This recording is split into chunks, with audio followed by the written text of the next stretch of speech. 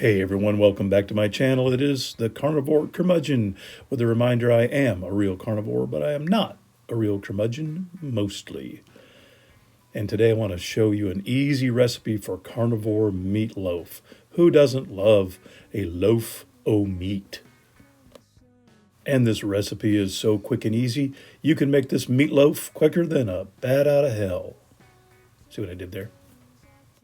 And I started off this recipe with 2 pounds of ground beef and 1 pound of ground pork. I find that the combination makes a good flavor, although not all ground pork is created equal. Some of it is a little bit tougher than others.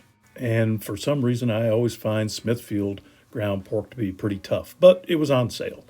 So I take all 3 pounds of the ground meat and put it in a large mixing bowl that's going to give me enough room to stir it all up once I get it all in the bowl.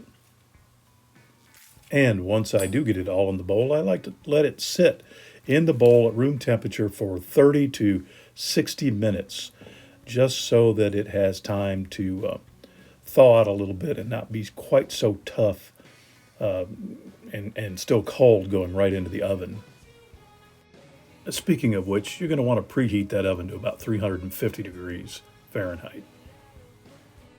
Then next, once it's had time to sit out for a while, I'm going to crack 2 eggs into a bowl and give them a good whisking for our binder to sort of hold all this meat together as it cooks in loaf form.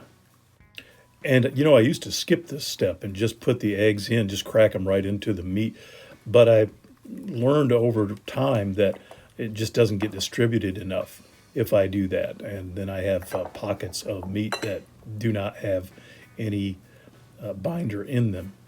So it's worth the extra dirty dishes, and the results come out better. And there are only a few ingredients that I add to this. Some salt, and I like the Redmond salt. Here I'm putting in about 1.5 tablespoons of salt. And then I'm going to crack some fresh pepper. It comes out to about a tablespoon of cracked pepper. You don't have to crack it yourself, but just add about a tablespoon to this recipe for all 3 pounds. And the final ingredient is a 1/2 cup of crushed pork rinds. I crush these myself, get them pretty cheap from Food Lion, and give them a good crush in the blender. I find that works best. And then I'm just going to add this in and give it a really good mix to incorporate everything together. Don't need any other ingredients. The pork panko does help retain some of the moisture. It soaks up some of those fat juices as it cooks. It sort of takes the place of breadcrumbs, which we want to avoid as carnivores. I mean, I will do anything for loaf, but I won't do that. And if I can have some healthy, nutritional beef and pork, and if I can have a tasty dish on my plate, and I have to give up a little bit of moisture for that, then I guess 2 out of 3 ain't bad. Next, you're going to need a sheet pan. I use aluminum foil. Don't judge.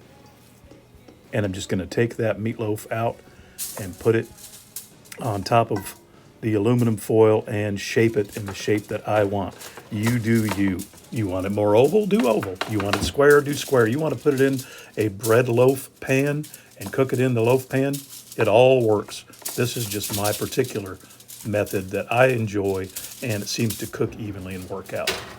So I'm going to stick it in the oven at 350 for about 50 minutes, and then I'm going to check the temperature, looking for about 165 Fahrenheit, of course. And I like to scrape off that meat goo that the loaf gives off as it cooks. I just don't find it very appetizing, and I'm always able to add more fat to the dish when I actually eat it. And once it has time to cool off, it holds its form nicely, and it's definitely going to be denser than the meatloaf at the local diner because of the lack of breadcrumbs and milk. But you can add a little bit of water to this dish when you're mixing it if you want it a little bit more moist. And then I slice it up, and it makes great snacks. It makes a great meal. Sometimes we like this with eggs. I'm partial to soft boiled or fried for that runny yolk. It kind of takes the place of gravy. But this holds up nicely if you want to make a carnivore sandwich.